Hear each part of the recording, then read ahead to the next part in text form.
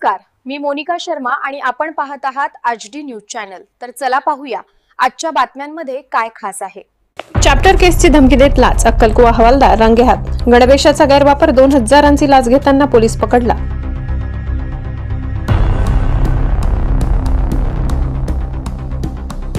अटक करतो म्हणत पैसे मागितले, एसीबीने हवालदाराला सापड्यात पकडले।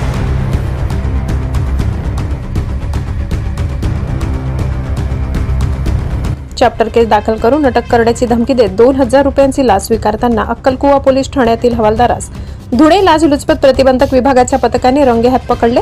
गुरुवारी सायंकाळी ही कारवाई करण्यात आली। तक्रारदाराच्या भावाविरुद्ध अक्कलकुवा पोलीस ठाण्यात एनसी दाखल होती। या प्रकरणाची चौकशी सहाय्यक पोलीस उपनिरीक्षक महेंद्र जाधव यांच्याकडे होती। चौकशी दरम्यान हवालदार शैलेश विजयसिंग गावित आणि एपीआय जाधव यांनी तक्रारदाराकडून चॅप्टर केस न करण्यासाठी 3000 रुपये घेतल्याची माहिती मिळाली। तथापि त्यानंतर पुन्हा 3000 रुपयाची मागणी करण्यात आली।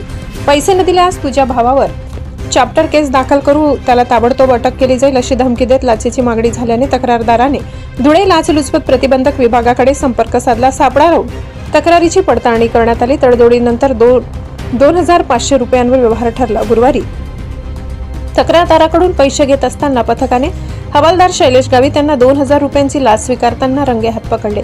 अटक करण्यात आलेल्या हवालदार शैलेश गावित राहणार शंकरनगर, कोकणी हिल, नंदुरबार यांच्यावर गुन्हा दाखल करण्याची प्रक्रिया सुरू असून पुढील चौकशी सुरू आहे। या प्रकरणात एपीआय जाधव यांची भूमिकाही संशयाच्या भोवऱ्यात आलेली असून पुढील तपासात आणखी माहिती उघड होण्याची शक्यता आहे। नागरिकांमध्ये या कारवाईचे स्वागत केले जात असून लाच मागणाऱ्यांविरोधात अशा कठोर कारवाया होत राहणे आवश्यक असल्याचे मत व्यक्त केले जात आहे। या कारवाईचे मार्गदर्शन नाशिक परिक्षेत्राचे पोलीस अधीक्षक भरत तांगडे, अप्पर पोलीस अधीक्षक माधव रेड्डी यांनी केले। ही कारवाईमुळे लाचलुचपत प्रतिबंधक विभागाचे उपअधीक्षक सचिन साळुंके, पोलीस निरीक्षक Padmavati Kalal, Yashwant Borse, head constable Rajan Kadam, Mukesh Ahire, Pravin More, Santosh Pawara, police constable Makrand Patil, Sagar Shirke आणि कॉम्रेड सुधीर मोरे यांच्या पथकाने केली।